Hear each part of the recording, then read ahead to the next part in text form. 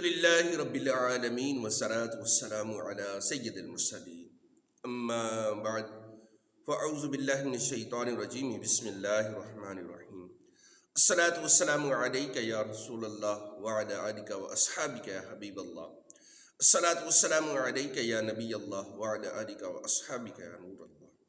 فرمان آخری نبی رسول ہاشمی صلی اللہ علیہ وسلم کا فرمان عالی شان ہے کہ قیامت کے دن میرے سب سے زیادہ نزدیک وہ شخص ہوگا جس نے دنیا کے اندر رہ کر مجھ پر کثرت سے درود شریف پڑھے ہوں گے۔ سبحان اللہ۔ اللہ پاک ہم سب کو کثرت سے درود شریف پڑھنے کی توفیق عطا فرمائے، آمین۔ اللہ جل شانہ قرآن پاک میں ارشاد فرماتا ہے احسب الناس ان یترکوا ان یقولوا آمنا وهم لا یفتنون، ترجمہ کنز الایمان۔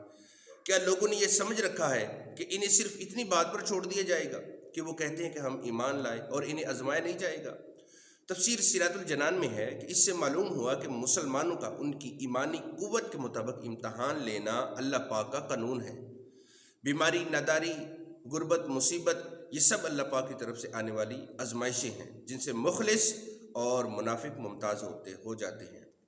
حضرت انس رضی اللہ عنہ سے روایت ہے کہ رسول ذی شان مکی مدنی سلطان صلی اللہ علیہ وسلم نے فرمایا کہ بڑا ثواب بڑی مصیبت کے ساتھ ہے، اور جب اللہ پاک کسی قوم سے محبت فرماتا ہے تو انہیں آزمائش میں مبتلا کرتا ہے، بس جو اس پر راضی ہوا اس کے لیے اللہ پاک کی رضا ہے، اور جو ناراض ہو اس کے لیے ناراضی ہے۔ یعنی مسلمان ہونا کوئی معمولی بات نہیں ہے۔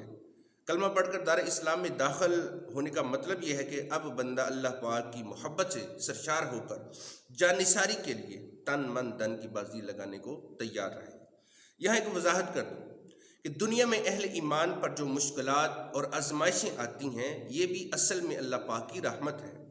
اس تعلق سے ایک ایمان افروز روایت سنی ہے، منقول ہے کہ دو فرشتے، ایک فرشتہ آسمان سے زمین کی طرف آ رہا تھا اور دوسرا فرشتہ زمین سے آسمان کی طرف جا رہا تھا۔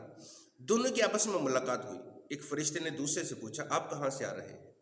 تو دوسرے نے بتایا کہ فلاں شہر میں ایک غیر مسلم رہتا ہے، وہ بہت بیمار تھا، اس کا آخری وقت جو ہے بس آنے ہی والا تھا، تو اس غیر مسلم نے دنیا میں جتنے اچھے کام کیے تھے ان سب کا بدلہ اسے دنیا ہی میں دیا جا چکا ہے، ہاں بس ایک اچھائی باقی تھی۔ زندگی کی ان آخری گھڑیوں میں اس غیر مسلم کا مچھلی کھانے کو دل کر رہا تھا، چنانچہ مچھلی تلاش کی گئی مگر مجھے پورے شہر میں کہیں مچھلی نہ ملی۔ مجھے اللہ پاک نے حکم دیا کہ اس کے لیے مچھلی کا انتظام کر دو تاکہ اس کی وہ اچھائی باقی ہے جو اس کا بھی بدلہ اسے دنیا میں ہی دے دیا جائے، ہاں آخرت کے لیے بالکل وہ خالی ہاتھ رہ جائے۔ چنانچہ میں اس غیر مسلم کے لیے مچھلی کا انتظام کرنے گیا تھا۔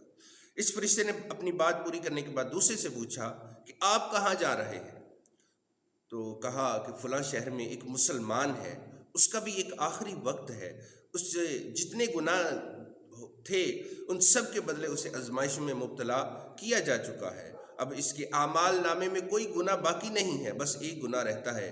اپنے آخری لمحات میں لاسٹ مومنٹ میں اسے پیاس لگی ہے اور وہ پانی پینا چاہ رہا ہے، مجھے حکم دیا گیا ہے کہ اس کا پانی گرا دوں تاکہ اس آزمائش کے بدلے اس کا آخری گناہ بھی مٹا دیا جائے، وہ گناہوں سے بالکل پاک صاف ہو کر دنیا سے رخصت ہو۔ سبحان اللہ۔ میرے پیارے اسلامی بھائیوں، کیا شان ہے میرے رحمان و رحیم رب کی کہ ہم اس کے بندے ہیں، وہ ہمیں خوشیاں عطا کرے یا آزمائش میں رکھے، یہ اس کی رضا ہے، ہر حال میں اس کا احسان ہی ہے، مگر قربان چاہیے اس کی رحمت کتنی وسیع ہے۔ ہم گناہ کرتے ہیں، خود کو جہنم کا حقدار بناتے ہیں، اور وہ ہمارا قادر و قیوم رب ہم پر آزمائشیں بھیج کر ہمارے گناہ مٹاتا ہے اور ہمارے لیے جنت کا راستہ آسان بنا دیتا ہے۔ خیر، زندگی میں آزمائشیں آتی ہیں، غربت بھی آتی ہے، تنگ دست بھی آتی ہے، مشکلات بھی آتی ہیں، پریشانیاں بھی ہوتی ہیں، بعض اوقات ظلم و ستم کا نشانہ بھی بنایا جا سکتا ہے۔ ان حالات میں ہمیں چاہیے کہ صبر سے کام لیں، اور سب سے اہم رسپانسبلٹی جو ایسے وقت میں ہم پر عائد ہوتی ہے وہ یہ ہے کہ ہم اپنے ایمان کی بھرپور حفاظت کریں۔ ہم نے کھائی والوں کا وہ قرآنی واقعہ جو پچھلی ویڈیو میں بیان ہوا وہ سنا کہ اس میں بادشاہ جو خدائی کا دعویٰ کرتا تھا وہ سخت ظالم تھا، اس نے اہل ایمان پر ظلم ڈھایا، انہیں زندہ ہی آگ میں ڈال دیا۔ قربان جائے ان پختہ ایمان لوگوں نے آگ میں جلنا، جان دینا تو منظور کر لیا، مگر اپنے ایمان سے ذرہ برابر بھی پیچھے نہیں ہٹے، یہاں تک ایک ماں اپنے ننھے بچے کو گود میں اٹھائے بچے سمیت آگ میں ڈال دی گئی۔